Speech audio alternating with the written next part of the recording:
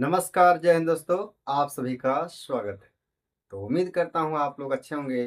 तो दोस्तों, आज हम लोग जान रहे हैं तार सप्तक, यानी जो दूसरा सप्तक है, अर्थात तार सप्तक दूसरा या दो, उसमें सम्मिलित प्रथम कवि शमशेर बहादुर। उनको हमने जाना, उनकी रचनाओं के बारे में जाना। आज हम लोग जानने वाले हैं किसके बारे में? भवानी प्रसाद मिश्र के बारे में, जिनका जन्म कब होता है? 1913, और उनका निधन होता है 1985। तो आइए जानते हैं इनके बारे में, इनकी रचनाओं के बारे में। तो चलिए शुरू करते हैं। तो दोस्तों, हम जान रहे हैं दूसरा शतक के कवि और उनकी रचनाएं। ये भाग दो है। पहले भाग में हमने देखा शमशेर बहादुर सिंह की रचनाएं। अब जान रहे हैं हम भवानी प्रसाद मिश्र की रचना। और इनका जन्म होता है 1913 और निधन होता है 1985 ईस्वी में।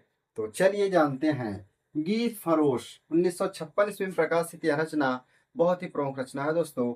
और ये एक रचना नहीं, ये सभी क्या है? कविता संग्रह हैं। कुछ कुछ कविताएं भी हैं। तो आप लोग इसको थोड़ा सा ध्यान दीजिएगा और प्रकाशन वर्ष को विशेषकर ध्यान दीजिए। और सबसे प्रमुख रचना है गीत फरोश, जो कि बहुत अच्छी रचना है।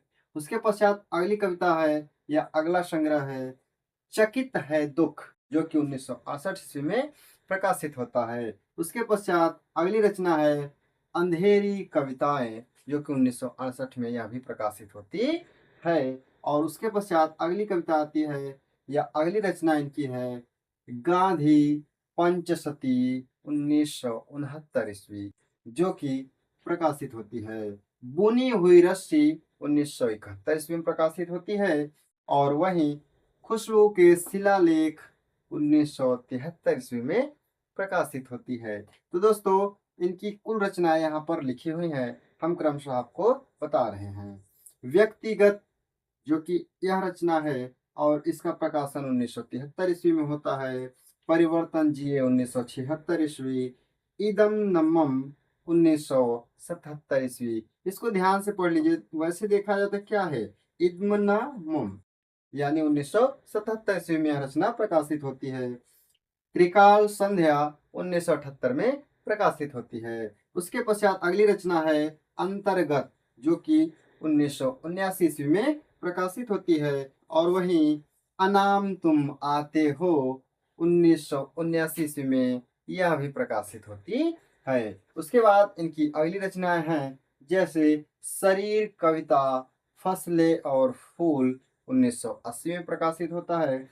और वहीं कालजयी जो रचना है इनकी, वो भी 1980 में ही प्रकाशित होती है। मानसरोवर दिन, जो कि 1981 में प्रकाशित होती है।